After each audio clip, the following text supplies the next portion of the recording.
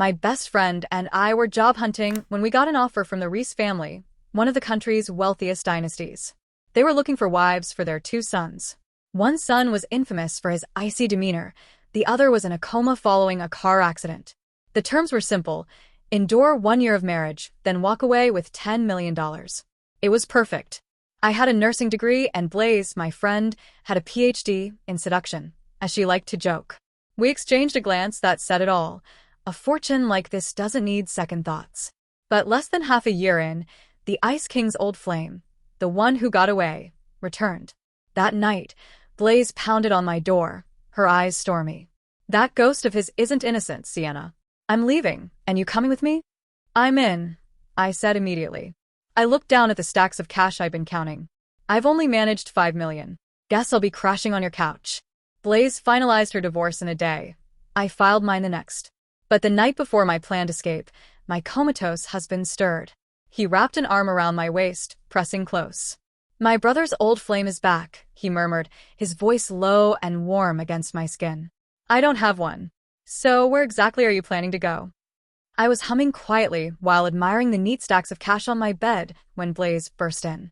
Sienna, I need sanctuary, she groaned, collapsing onto my mattress and rubbing her lower back.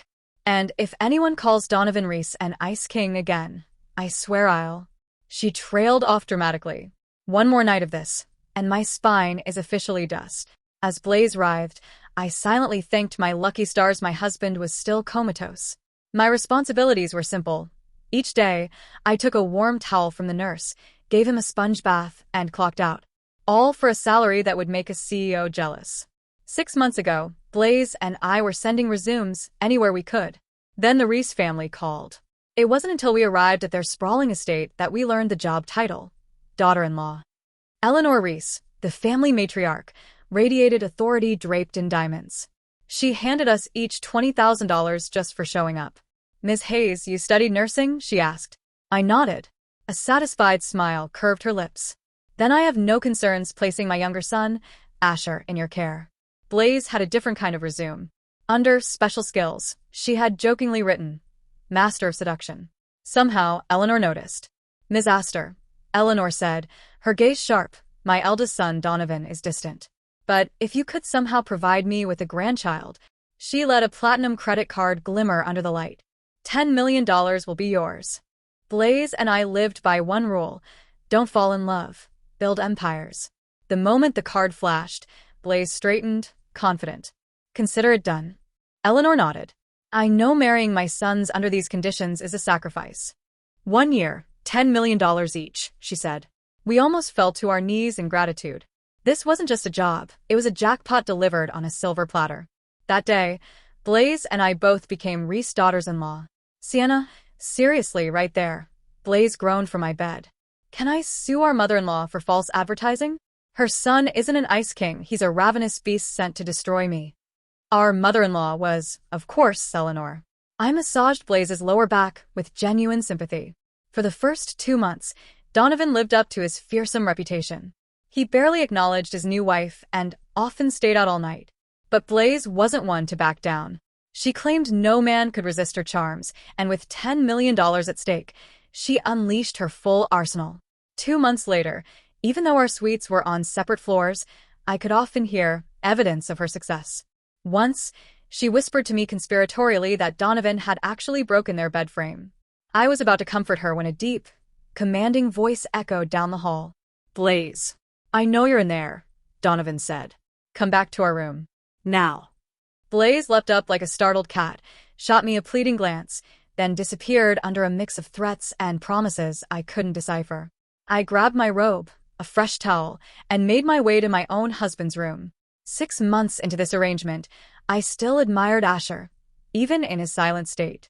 Such a shame, I murmured, gently undoing his pajama buttons. If you weren't, you'd have women lined up around the block. A perfectly sculpted chest was revealed. A mischievous idea struck me.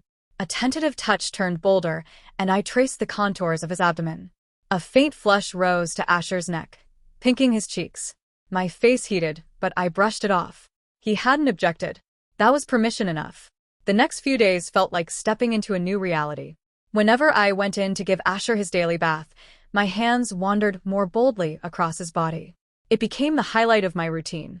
And as always, that warm blush crept up his cheeks. At first, I felt guilty. Then it became part of the rhythm between us. I even started teasing him about it in a soft whisper at his bedside. "You owe me, you know," I murmured, fingers gliding across his stomach. "Your brother is practically a stallion. Meanwhile, I am stuck with a sleeping beauty who cannot even compliment me. Let me at least enjoy the merchandise." One afternoon, after lunch, I politely dismissed the day nurse and locked the door. I was ready to begin my personal inspection of my very unconscious husband when a sharp knock interrupted everything. Blaze stood there in a glamorous evening gown that had clearly survived a war. Her hair was a mess and a red wine stain covered the whole front. "Sienna, I am done. I am leaving." My fists were already curling at my sides. "Who did this to you?" "Donovan's old flame." Blaze spat, shaking with rage. "That snake Isabel poured a full glass of Cabernet on me at the fundraiser, then pretended it was an accident." I blinked. I knew Donovan had an emotional freezer for a heart, but a significant lost love was news. Blaze slammed a fist against my doorframe. "He is not an ice king, Sienna. He is a monk. A monk saving himself for his precious Isabel. And when she humiliated me, he took her side. He actually said I owed her an apology. I cannot live like this." Her expression twisted in pain. "All those nights with him, was I just a replacement? I am filing for divorce today." A cold anger settled into me.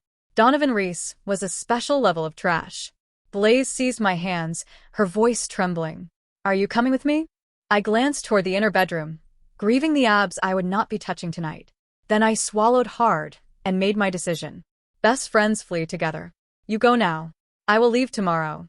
We sealed it with a pact. "There is one hitch," I admitted. "I only saved about $5 million.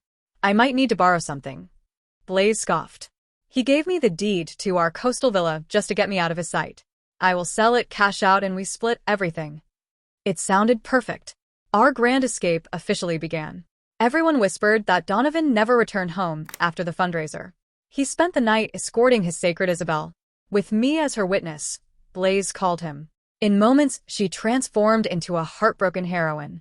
Tears welled in her eyes, and her voice trembled. "Donovan, I want a divorce." A long silence followed. "Blaze, I only dropped Isabel at her place," he said with irritation. "What stunt are you trying to pull now?" Then his tone turned frosty. "You provoked her, so she threw wine on you. That is your doing, not hers. Move to the coastal villa and think about your behavior. I am bringing Isabel back to the estate. Do not let me see you here tomorrow." He hung up before she could reply. Blaze wiped her tears away. Plan A failed. Time for Plan B. Plan B was, apparently, her own funeral. She moved with frightening precision. She sold the villa, emptied her accounts, secured all the cash, then purchased a burial plot. On the day of her staged car accident, I made the call. "Donovan," I whispered, letting my voice break. "Blaze had an accident. She is asking for you. Please come to the hospital. She wants to see you one last time." He laughed, sharp and cold. "Do you think I am stupid? She knows I have not been home." Another pathetic trick. His next words froze my blood. "If she wants to die, tell her to go ahead and do it. Just do it far away from me." I looked at Blaze and gave her the signal. Everything was ready. It was time for her to disappear. 3 days later, while I practiced a grief-stricken expression in the mirror, Donovan stormed into my suite, eyes bloodshot and wild. "Sienna, where is she?" I met his gaze with a single perfect tear. "She is gone." Color drained from his face. "That is not possible." I showed him a doctored video of a blazing car crash, pulling the phone away before he could study the victim. Then I drove him to the fresh grave. "She begged you to come," I said quietly. "She died alone." Donovan stared at the headstone, stunned. "How could this happen?" he whispered. Then he added in a flat voice, "It is for the best. It is better this way." A chill crept through me. These families did not marry wives. They acquired assets. Everyone knew Blaze was dead, but she had only been a temporary daughter-in-law. No one looked too deeply. Eleanor Rhys shed a few decorative tears and resumed her usual schedule. Donovan stayed glued to Isabel. Life settled back into its old pattern. And I prepared my exit. I had a forged medical report, one of Blaze's finest creations, diagnosing me with late-stage cancer. Tomorrow I would present it to Eleanor and request a divorce. She adored her younger son, so she would never force a dying woman to continue caring for him. She would simply hire a new bride. That night, I packed my last belongings when I heard something, a tiny shift from the bed. I paused. Silence. Probably my nerves playing tricks on me. I bent to pick up my suitcase, and an arm suddenly wrapped around my waist. A warm chest pressed against my back. A breath brushed my neck, intimate and terrifying. My brother has his old love, a low voice whispered. I have no one. So, where are you planning to go? I froze. Slowly I turned, dread crawling up my spine. Rhys, my beautiful husband who had been asleep for half a year, was awake. His eyes gleamed with heat, and a wicked curve lifted his lips. Ghost, I yelped, stumbling away as my carefully saved money scattered everywhere. My heart slammed into my ribs. How are you awake? His smile deepened, turning him from an angel into something dangerously tempting. If I had stayed asleep, he murmured in a lazy drawl, my wife would have run away from me. He stepped closer, lifted my hand, and set it against his firm stomach. You like touching these, do you not? You will not find any better than this if you leave me. Are you sure you want to give that up? My entire face felt overheated. Every reckless thing I had done while he was unconscious replayed in my mind. Every whispered confession, every wandering touch, every shameless moment. He had heard it all. He had felt every single one of my little explorations. That is not the only thing I heard, Asher murmured, laughter shimmering in his eyes. I know all about the escape plan you and Blaze cooked up. I practically dove forward and slapped my hand over his mouth, panic exploding through me. If Donovan or Eleanor overheard any of that, we would both be in graves next to Blaze's empty one. Asher calmly removed my hand and held it in his own, his grip warm and steady. My sweet wife, he said in a velvet tone, we have been married for half a year. You complained often enough that I was not as energetic as my dear brother. His voice dropped to a deep, sinful whisper.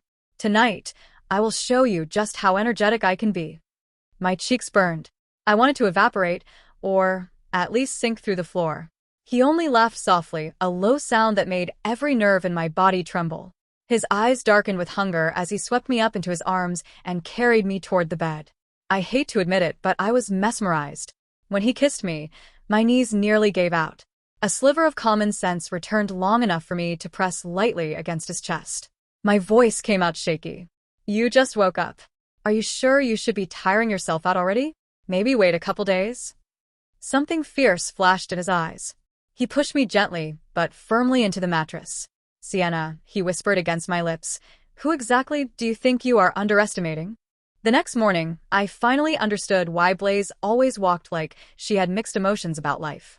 Flat on my back, rubbing my sore hips, I tried to figure out how I was supposed to escape. Blaze was waiting for me at the airport this afternoon. She probably thought I had already slipped away during the night. Asher slept beside me, his face peaceful. Memories of the previous night rolled through me, sending another wave of heat to my cheeks. I wondered if I should wake him or sneak out. Before I could decide, his eyes opened. I steadied myself. Asher, I was not lying. I really do have terminal cancer. There's not much time left. He studied me without reacting. I rushed to explain. It is true. Blaze ran because Donovan brought back his ex and humiliated her. She could not take it anymore. Please do not tell anyone. As for me, I am not lying, I swear. My voice faded under his steady gaze. A quiet laugh slipped from him. Sienna, do you have any idea how adorable you are when you lie? He moved closer. For 6 months I could not move or open my eyes, but whenever he spoke, I fought to wake up so I could meet the woman who sounded like that. He brushed a stray strand of hair behind my ear. And now you want to run from me, he sighed. It seems last night was not enough to convince you. So, we will just have to try again. Before I could protest, he rolled on top of me and wrapped me in his arms. By midday, Asher still refused to let me out of his sight. I was seconds away from crying out of sheer frustration. Asher, can you please take a short nap? I only need to use the restroom, I begged. I reached for my phone on the bedside table, but his hand landed on mine before I even touched it. He smiled. You can go to the restroom. You do not need your phone for that. When I said I wanted to step outside for some fresh air, he followed me. When I said I was hungry, he walked with me to the kitchen as if I were on parole. There was no chance of contacting Blaze. The moment the Rhys family discovered Asher was awake, I finally got a tiny window of freedom. Eleanor rushed in as if the house were on fire, and soon the entire clan crowded around him, sobbing with joy. I slipped into a corner, pulled out my phone, and typed quickly, "Emergency. Plan ruined. The coma man is awake and has turned into my personal bodyguard. Delaying arrival." Once it was sent, I tucked my phone away and rejoined the family with the perfect expression of a devoted, supportive wife. Eleanor cried openly, overjoyed that her beloved son had opened his eyes after so many years. Asher looked at me from across the room. "Sienna took excellent care of me all this time," he said proudly. "It is all thanks to her." Eleanor grabbed my hands and pressed a bank card against my palm. "My dear child, take this as a bonus. 10 million. You deserve it." I froze. Blaze had already run, and I was planning to do the same. Taking more money felt wrong. Besides, his waking up had nothing to do with me. He woke up to chase me, not because of my caregiving skills. Asher noticed my hesitation. He took the card from his mother and placed it firmly in my hand himself. "She is giving it to you. Accept it." I nodded, even though my thoughts were tangled. To celebrate Asher's recovery, Eleanor decided to host a massive family dinner, inviting friends, relatives, and every important contact they had. My eyes brightened. A large, chaotic gathering filled with noise and people. It was the perfect moment for another escape attempt. At the dinner party, Donovan arrived with Isabel draped on his arm. She radiated charm, and within minutes, Eleanor was laughing, treating her like a long-lost daughter. Donovan, however, looked miserable. He sat slightly apart, nursing a glass of whiskey, his gaze occasionally flicking to Isabel but mostly fixed on nothing. It was a sharp reminder. For these men, power and appearances came first, feelings a distant second. 6 months of passion with Blaze seemed erased the instant she died. My eyes drifted to Asher. He was chatting animatedly with a striking young woman, completely at ease. That settled it. They were all the same. I needed out. When no one was looking, I slipped upstairs, changed out of my restrictive gown, and pulled on a pair of jeans and a cozy sweater. Double-checking my bank cards in my pocket, I tiptoed to a back window and climbed out. I landed in the bushes with a soft thud, stumbled slightly, then grinned and sprinted down a service path away from the estate. Freedom was within reach. I knew Asher would notice my absence soon. He would find the divorce papers I'd left on the bedside table in plain sight. I had already secured over $10 million. It was more than enough. I hailed a taxi and instructed the driver to rush me to the airport. Less than an hour later, I expected to reunite with Blaze and finally start our new life, traveling freely, living entirely on our own terms. But when I reached our meeting spot, I found Blaze slumped in a chair, looking utterly defeated. I dropped to my knees beside her and hugged her tightly. "Hey, don't despair. I'm here now." Blaze lifted a trembling hand and revealed a small white stick. "Sienna, I'm in trouble." I squinted. 2 pink lines. "You're pregnant with Donovan's child?" She nodded miserably. A cold dread settled over me. "So, are we going back? Everyone thinks you're dead." Blaze shook her head, frustration flaring. "I'm such an idiot. If I had waited a few more days to stage my death, I could have earned another 10 million. I remembered Eleanor's original promise, a $10 million bonus for the first grandchild. With Asher awake, that bonus had ended up in my hands. I pulled out my new bank card and handed it to Blaze. "You carry this baby," I said firmly. "I'll be its godmother. We'll raise it together." Before I could continue, my phone rang. It was Asher. My hand shook as I declined, but he immediately called again. And again. I couldn't even reach the check-in counter. Finally, I answered. "Hello." His voice was tight, controlled fury just beneath the surface. "Sienna. Where did you go?" He had clearly discovered the divorce papers. Asher?" I stammered. "I think we should divorce. You're Rhys. You'll marry someone from a proper family, someone who belongs in your world. We just aren't right for each other." I wanted to tell him the truth, that I had married for the money, but feared it would push him over the edge and complicate my finances. A heavy silence fell. Just when I thought he'd hung up, his voice returned, colder than before. "Are you serious?" "Yes," I squeaked. A humorless laugh echoed down the line. "Fine, Sienna." "Just fine." Then he hung up. "Was that it?" Had he really agreed? I stowed my phone and followed Blaze through airport security, my excitement thoroughly drained. We had tickets to Sea Cliff, a coastal city we had always dreamed of visiting. Our plan was simple: settle down, buy a seaside house, and start fresh. But on our 5th day, familiar faces appeared. Blaze posed in a new bikini while I snapped photos. Laughter bubbled between us until nearby tourists started gasping. "Oh my God, they're gorgeous. Like movie stars. That guy looks like a model. And she, Isabel." Blaze froze, her smile vanishing. She ducked behind me. Following her gaze, I saw Donovan with Isabel, surrounded by fans asking for autographs. His expression was soft, protective, his arm wrapped securely around her. Isabel beamed, like a princess. Blaze's face drained of color. I frowned. "Come on, Blaze. Let's go." Over the past few days, I had noticed her mood shift. She rarely spoke, but late at night I'd catch her staring at a photo of Donovan, her smile wistful. She had broken her own rule. She had fallen in love. Walking back to our rental, I asked gently, "Do you want to go back to him?" She shook her head firmly. "A man like him, perfect on the outside, but his heart is already taken. Every glance, every moment, he's only for Isabel. He'll never truly be mine." She took a deep breath, voice steadying. "Besides, without money, we're nothing to them. We'd just be dependents. The goal now is to become the ones choosing, not being chosen." She had decided. She would have this baby and raise it on her own. I pulled her into a hug. "It's okay. I'm here. Together, we'll raise the strongest, happiest child imaginable." To give Blaze some space to rest and focus on her pregnancy, I decided to run out for supplies. I had no clue what a newborn needed, so I stocked up on maternity and baby essentials at the supermarket. I was gone less than half an hour when everything went wrong. I was kidnapped. I couldn't fathom why. I hadn't flaunted wealth or drawn attention. Who would target me? A blindfold was tied over my eyes, my hands and feet bound, and I was thrown into the back of a van. After what felt like hours, the vehicle stopped. "Get her out," a harsh voice barked. "Careful, no scratches." "Riley," I thought, at least the boss is considerate. Then a voice froze my blood. "You can all leave." Asher? How was he commanding these men, and how had he gotten to Sea Cliff? The blindfold was removed, and the sunlight blinded me for a moment. Standing in front of me, silhouetted against the glare, was Asher, his black shirt partially unbuttoned, revealing the same sculpted abs that had started this entire mess. He stepped closer, a slow, dangerous smile on his lips.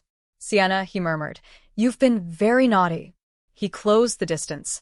"I told you if you left me, you'd never touch abs like these again. So, why didn't you listen?" I stared at him, incredulous. My captor was Asher. As if reading my thoughts, he continued, smooth as silk. "Wondering how I found you? Or why I had you brought here?" He lifted my chin gently.